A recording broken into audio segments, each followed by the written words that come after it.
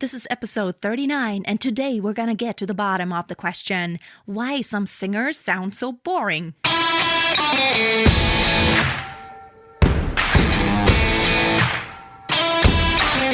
Welcome to Freya Singing Tips, the podcast. My name is Freya Casey, professional singer and vocal coach.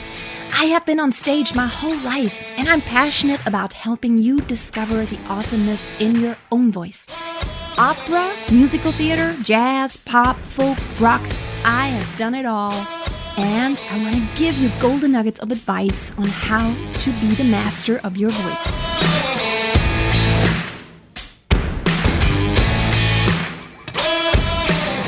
Before I get started on my rant here, I'm just gonna say, if you have not already, please go ahead and join my private Facebook group. It's called Master Your Voice. We have a great community there. It's a great group to really join in, to get discussions going, to really find out about your voice, what's good, what can you work on, encourage one another, be inspired, be motivated. Everybody is doing so much in there. I'm constantly amazed at all the talent that's there. And I get goosebumps sometimes just listening to recordings because every Thursday I give everybody the opportunity to post videos and audio recordings of their voices, and I listen in and everybody else listens in. We give each other advice, and it's just so amazing to me how much talent there is. And there's over 300 people in there right now. It's growing very quickly. So if you have not already, join the Facebook group. All right, let's get into this here. I cannot tell you how many concerts I have been to where I thought the singers were technically pretty good, but I went home and it just did not stick. And there was just something missing. But what was missing? And a lot of times it was just this element of it just didn't quite get deep enough inside of me. It was technically maybe even close to perfect. But when I went home, it's just like the feeling didn't stay with me that I had while they were singing. Just as soon as the last pitch was sung, it was like, okay, I'm clapping, everything is awesome. And then I go home and it's like, okay, I'm not really thinking about that music too much anymore. You know that feeling when something has touched you so deeply that it stays with you for a long, long time. And I want to help you become a singer who performs in a way, who connects with your audience in a way that it will really stick with your audience for a long time to come. That's really important. You want to go down on an emotional level, and that is very important. Human beings are emotional creatures, and so it is very important that you go way below the surface to what's below there and really start connecting on a very emotional level.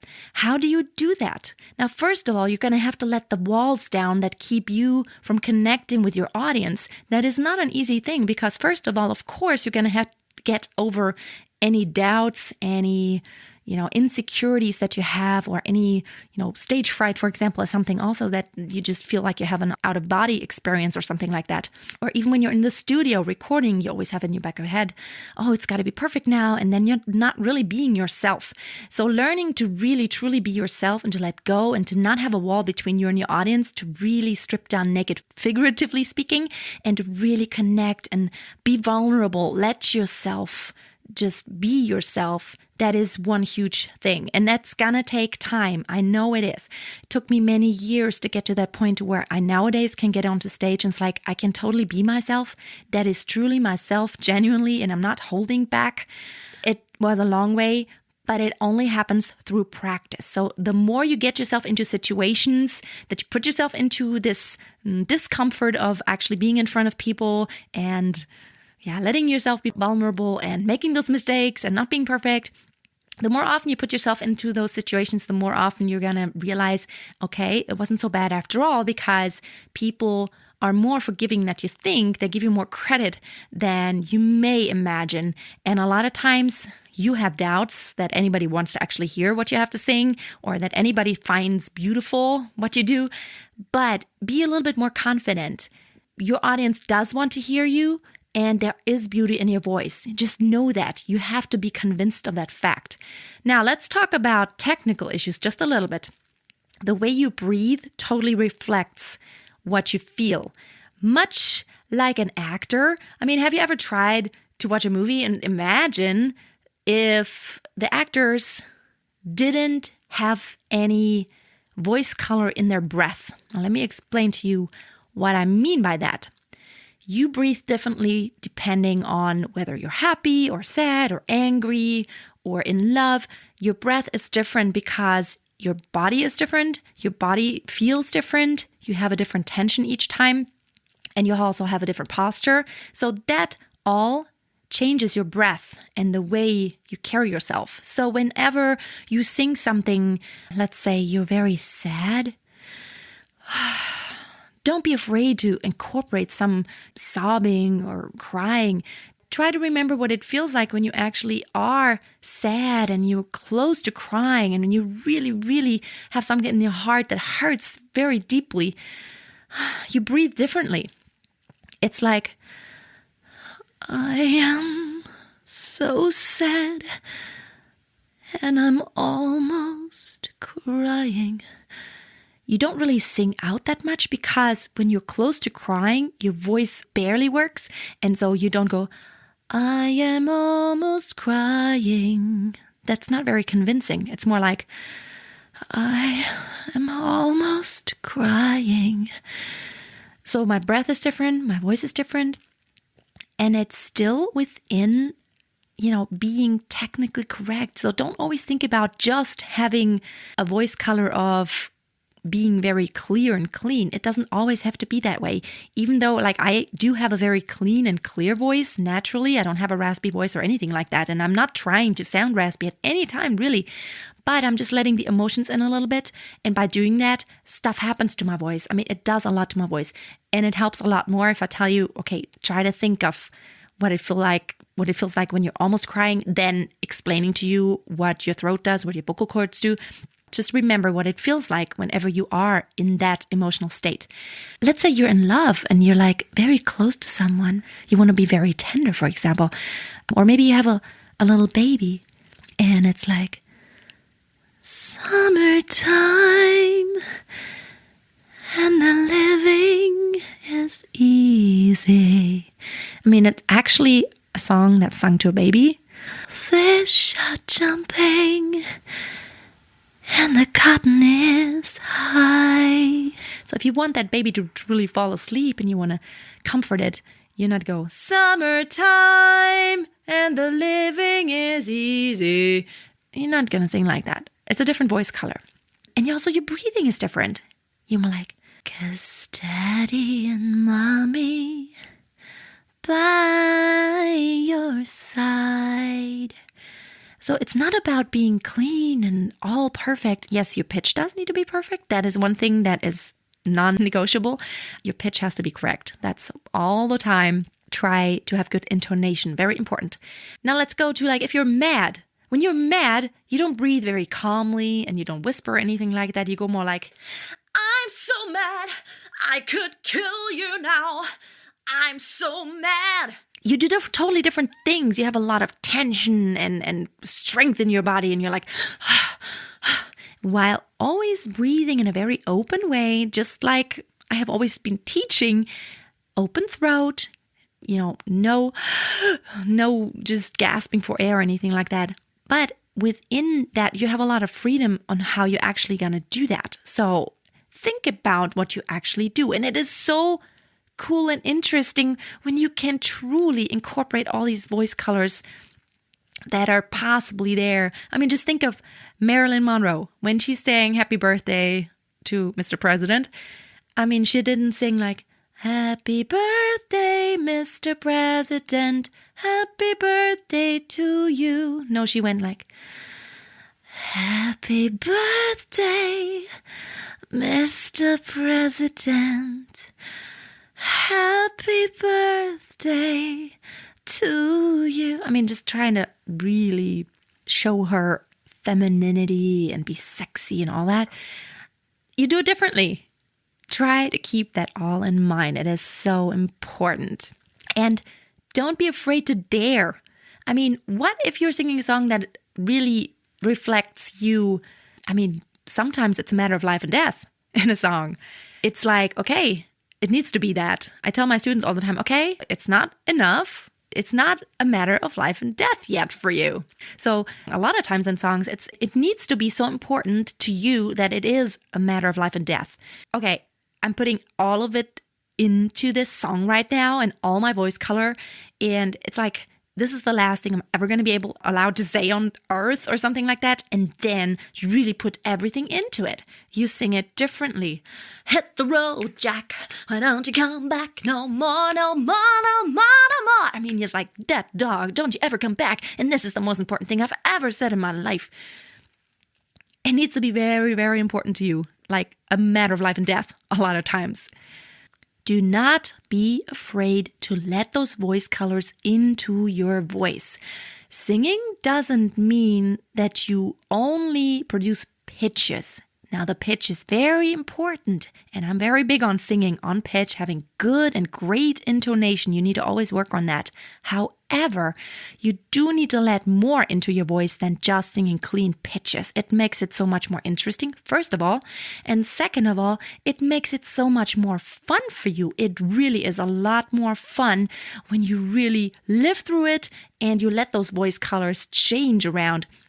And another great side effect is that by actually changing your voice colors, and I've talked about different voice colors and your tone, how different positions of different parts in the vocal tract can help you to actually not have too much strain on your vocal tract, because you change the way it all interacts. Does that make sense? It's like, at any given moment, you do not put the same amount of strain on exactly the same points when you change voice colors, because you may change your larynx around, you may change the spacing, your openness, you may change your registers, you may be having different degrees of vocal cord closure, different levels of volume, dynamics, very important also. Dare to be even softer than soft and dare to be louder. The more range you have in your dynamics, the more interesting it really gets to listen to you. So try to think of all these things. I really hope you're going to try this out. I also have a video in which I actually talk about 7 risks every singer should take to be a better singer. You may want to check that out. Just search for Freya Casey 7 risks, and you'll find that video. I will probably also link it up in the show notes here. And then one more announcement. If you want to work with me, there are several ways to work with me. I want to help you become the best singer that you can possibly be, and to really discover the awesomeness of your voice and all those colors that are hidden in there that you may not even have tapped into yet. So the first thing is, of course, as I have mentioned, you can join the Facebook group, in which I jump in there all the time and I give advice, and I sometimes post live videos answering questions that you guys have. Another way is to do an on-air coaching call with me. You can go to my website, freyasingingtips.com/air-coaching-call. I will also put the link in the description here in the show notes. Yeah, you can apply. It's a free session to you, and I will use that session. It will be recorded, and I will use it to either broadcast it on my YouTube channel or here on my podcast. So it will be either audio or video also. So you can apply for that. I have a lot of applications already, but I'm still taking applications because I want to give a lot of people opportunity to do this with me. And also, it's just great to see who's out there. I want to get to know you better. So that's another way. Also, there are more master classes coming up. There's one group in session right now, and it's totally amazing.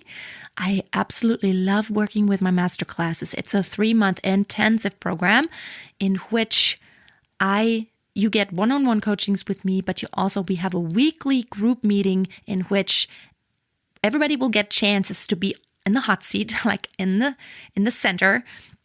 You will perform, and we will all give advice and really start working on some issues that you may be having to help you, really find your voice, to find like, what is it that you're supposed to do? You have a voice, you have some beauty in there, but a lot of times there's a lot of things that hinder you from really getting into your true potential, just because either there's something stuck in your mind that you're supposed to sound like this or that, or even there's a technical issue that may just be something minor, but it's having a major effect on your progress. So I want to help you with that. to feel more comfortable with your voice and to have to find more ease in your singing and to find the right stuff that you can sing also. So that's also on my website, freyasingingtips.com. Just go to the Work With Me tab and you can go all the way to the bottom and you will find all the info about the master classes.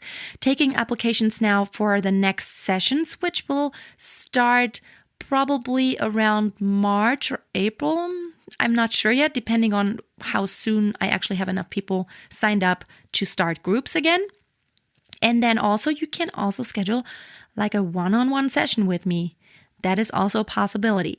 So, and then of course, the next way is just to watch my YouTube videos, which I have 3 videos every week in which I put out tips about all kinds of stuff. I have a new series on Tuesdays now. On Tuesdays, I used to have the How to Sing That Song, but I'm changing that up just a little bit. And I want to talk about musicianship for singers because I have noticed in my many years as a singer that a lot of times singers don't really, first of all, have a way to communicate with other musicians because they're not so aware of the terminology. And then second of all, just because you're not so aware of the terminology and the music theory behind music, a lot of times you just don't know all the possibilities there are.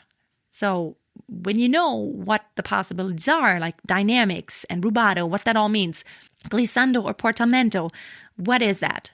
Once you know what it is, you know it exists, and then you can actually utilize it and use it.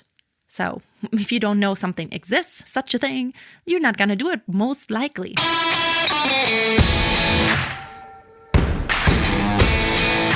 So those are all the ways you can work with me.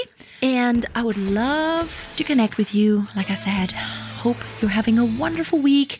And I hope you're going to tune back into my podcast next week, every Wednesday, putting out a new episode. And if you want to support me, I would so much appreciate it. It would mean the world to me if you could either leave me a review on iTunes or on any other podcast app that you may be using, or iHeartRadio, or whatever app you may be using, Google Play. I would appreciate it beyond measure. It helps the show to be seen by more people, and I want to hopefully bring value to more people. Thanks, guys. Have a wonderful week, and don't forget, always keep a song in your heart, and always keep on singing. Bye for now.